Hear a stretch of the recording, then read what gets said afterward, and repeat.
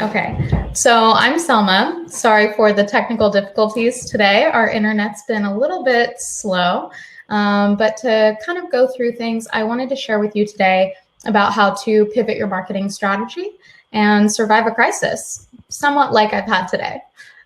So I'm the CEO of a company called Zelus PR and Marketing. I'm from California, but currently living in London.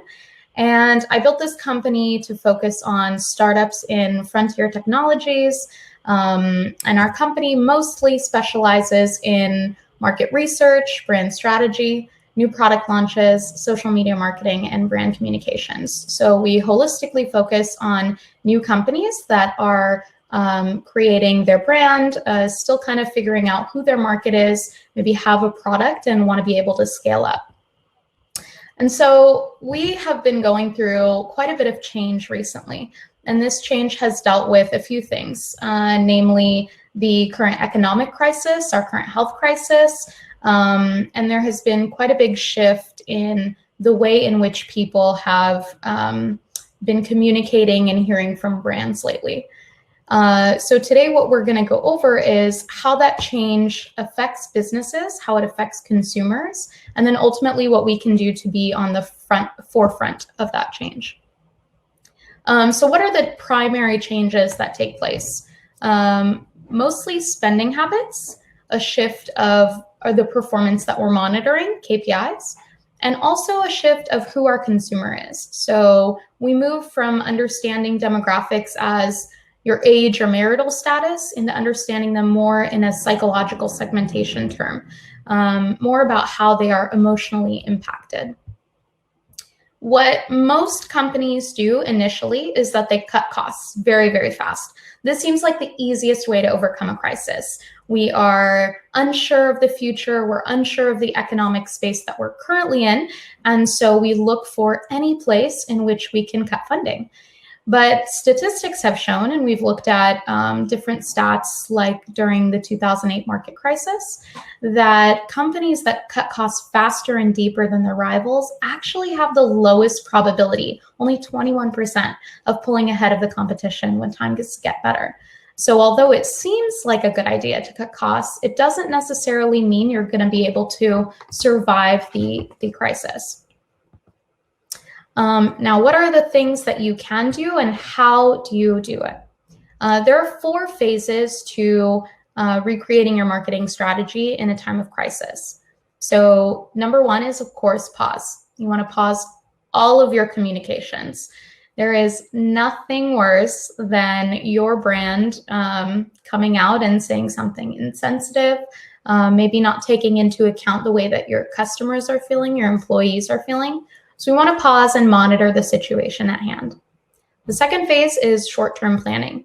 Now, short-term planning is more about preparation and both internal and external communications. It also focuses on understanding the tone of your consumers and of your employees. Because usually we're in kind of an initial shock phase, a lot of these changes can be quite rapid, meaning we're monitoring hourly and daily to make these short-term plans change. Now, phase 3 is a longer term plan. Longer term is not long term. It's just longer than a short term, which means that ultimately, rather than planning day by day, we're looking at maybe week by week, potentially monthly. And what we're doing is we are moving into damage control. Now, damage control typically means that we are moving back to a state before the crisis, but also re-communicating in a way that is conscious and prevalent of the current communications. So, for example, in 3D printing in the industry that I'm in, a lot of the phase 3 communications that have come out have been around assessing this new work from home phase, assuring clients and customers, especially in B2B, that manufacturing is still going to continue, and then ultimately focusing more on driving growth within the customer segment of people who have purchased from you, rather than focusing on new customer gains. And then the last phase, phase 4, is really about recovery. So what this means is you're kind of assessing the grounds of the new normal. You're deciding on a new plan based off of this new world order, and you're figuring out how to shift your market strategy for the coming months. When it comes to communication, there are different means of communications across the company internally and externally. So brand communication means that you need to address not only your customers and the media, but also your corporate team, your management team. And you also need to reassess your sales promotions, your product launches, and what's to come.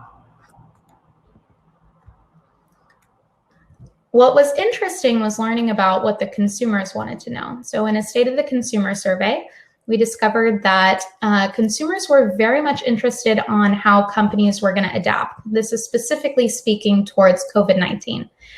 35% of consumers wanted to know how brands were going to readapt to the change and acclimate. 28% wanted to know where they could even find these brands. And 24% wanted to know how they were helping. So when it comes to communications, consumers are interested in what exactly you're doing and how you're focusing on the crisis at hand and how you're going to be moving forward. 71% of people said that if they perceive a brand as putting profit over people, they'll lose trust in that brand forever. Now, why is trust important? Because trust is tied directly into purchasing power. If consumers feel like they can't trust a brand, they're typically not going to spend money with you, which becomes a very big problem, as you know, if after the crisis, other brands have done a delicate or more delicate job of communicating their values or communicating how they've overcome this crisis, how they've helped their employees, how they were looking out for their customers. So I'm going to go into the 4 phases a little bit more in depth to give you an understanding of how you can put it to practice. So in phase 1, we talk about pausing all communications. This does not mean go dark. There is nothing more damaging to your brand than just not talking to your consumers or employees. We don't want to sound tone deaf and we don't want to sound insensitive during a crisis, which is why we pause communication.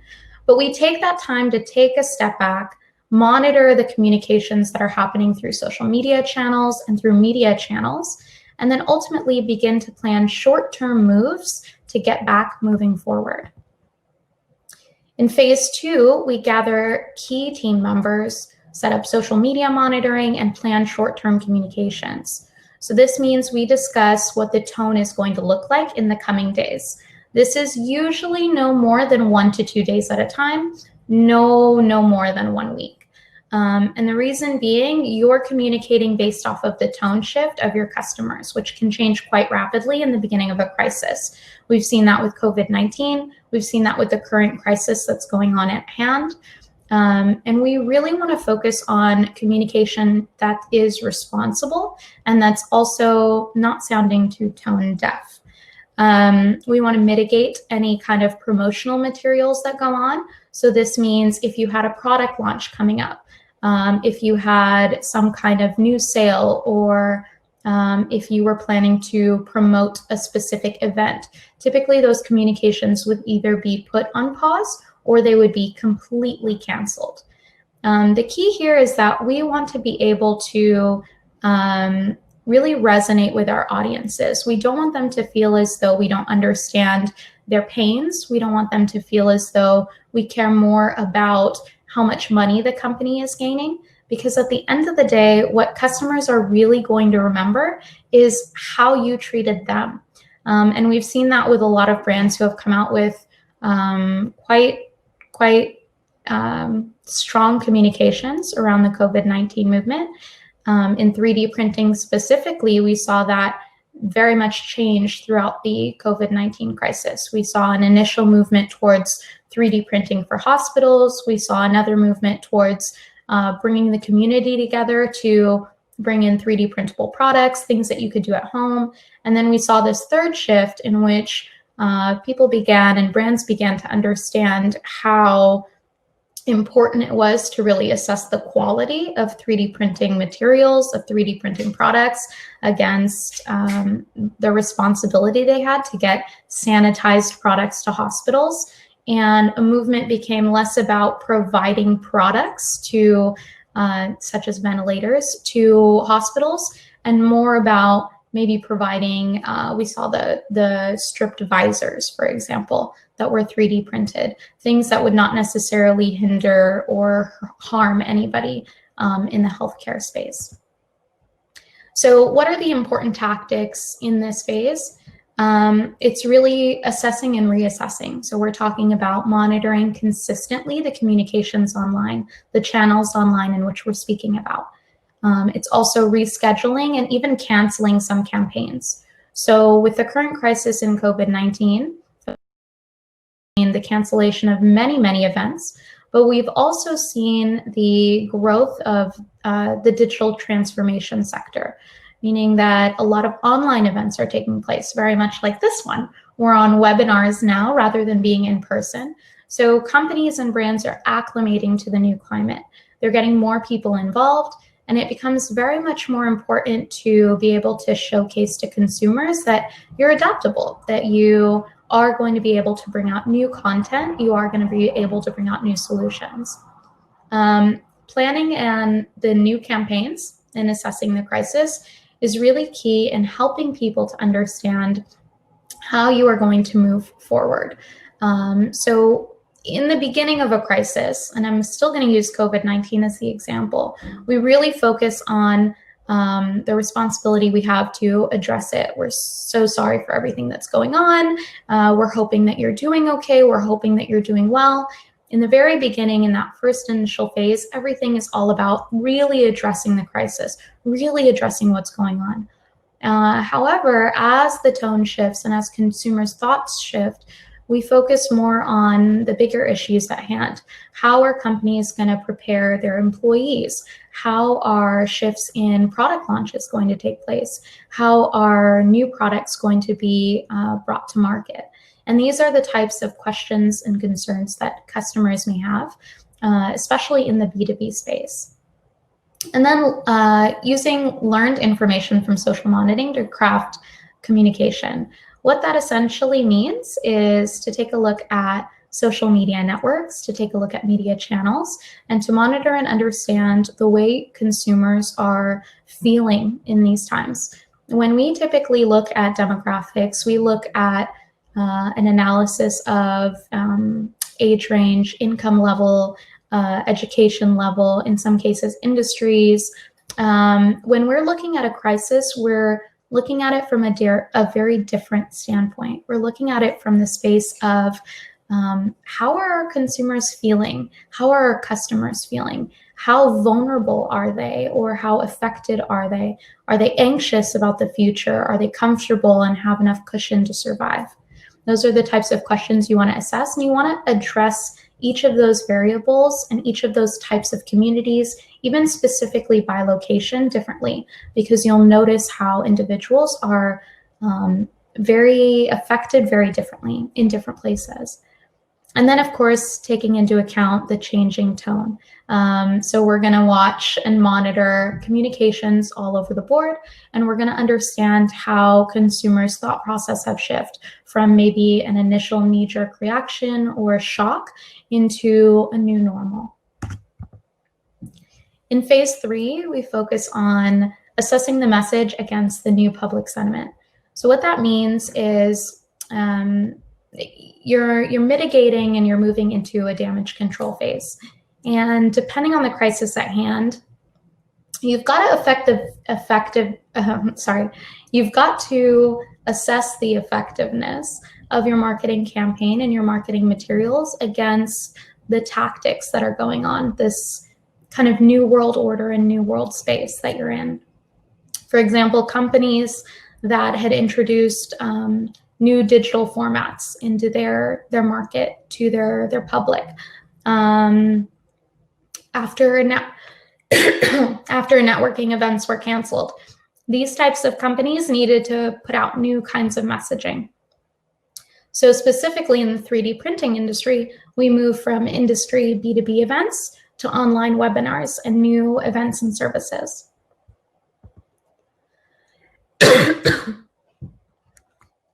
And then, of course, These customers fall into typically one of 4 groups.